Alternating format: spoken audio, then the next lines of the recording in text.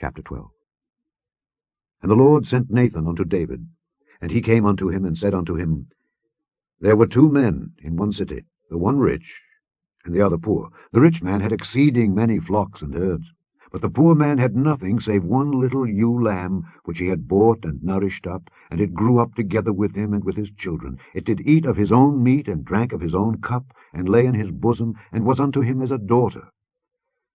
And there came a traveller unto the rich man, and he spared to take of his own flock and of his own herd to dress for the wayfaring man that was come unto him, but took the poor man's lamb, and dressed it for the man that was come to him.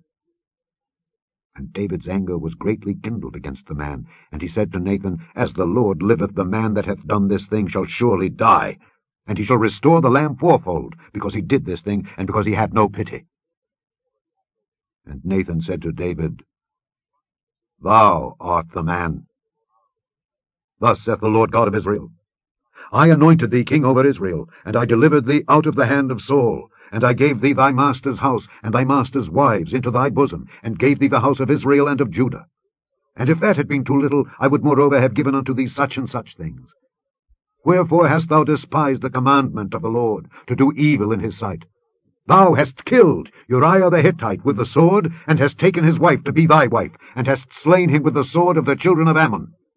Now therefore the sword shall never depart from thine house, because thou hast despised me, and hast taken the wife of Uriah the Hittite to be thy wife. Thus saith the Lord, Behold, I will raise up evil against thee out of thine own house, and I will take thy wives before thine eyes, and give them unto thy neighbor, and he shall lie with thy wives in the sight of this sun. For thou didst it secretly. But I will do this thing before all Israel, and before the sun. And David said unto Nathan, I have sinned against the Lord. And Nathan said unto David, The Lord also hath put away thy sin. Thou shalt not die. Howbeit, because by this deed thou hast given great occasion to the enemies of the Lord to blaspheme, the child also that is born unto thee shall surely die. And Nathan departed unto his house. And the Lord struck the child that Uriah's wife bare unto David, and it was very sick. David therefore besought God for the child, and David fasted, and went in and lay all night upon the earth. And the elders of his house arose and went to him to raise him up from the earth, but he would not, neither did he eat bread with them. And it came to pass on the 7th day that the child died, and the servants of David feared to tell him that the child was dead. For they said, Behold, while the child was yet alive, we spake unto him, and he would not hearken unto our voice. How will he then vex himself, if we tell him that the child is dead? But when David saw that his servants whispered, David perceived that the child was dead. Therefore David said unto his servants, Is the child dead? And they said, He is dead. Then David arose from the earth, and washed, and anointed himself, and changed his apparel, and came into the house of the Lord, and worshipped. Then he came to his own house, and when he required, they set bread before him, and he did eat.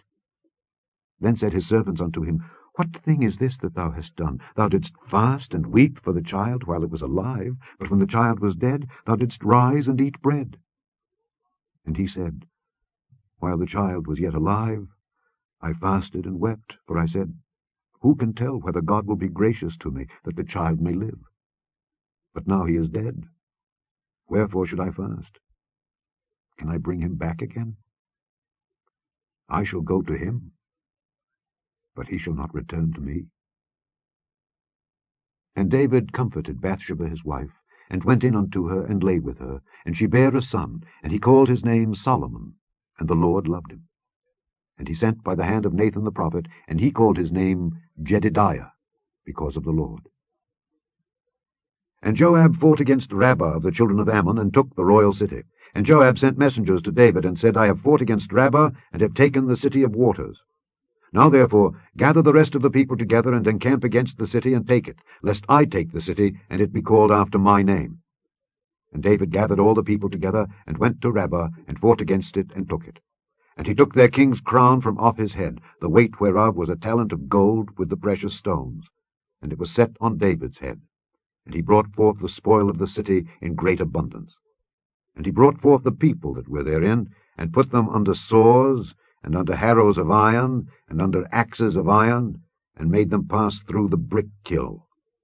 And thus did he unto all the cities of the children of Ammon. So David and all the people returned unto Jerusalem.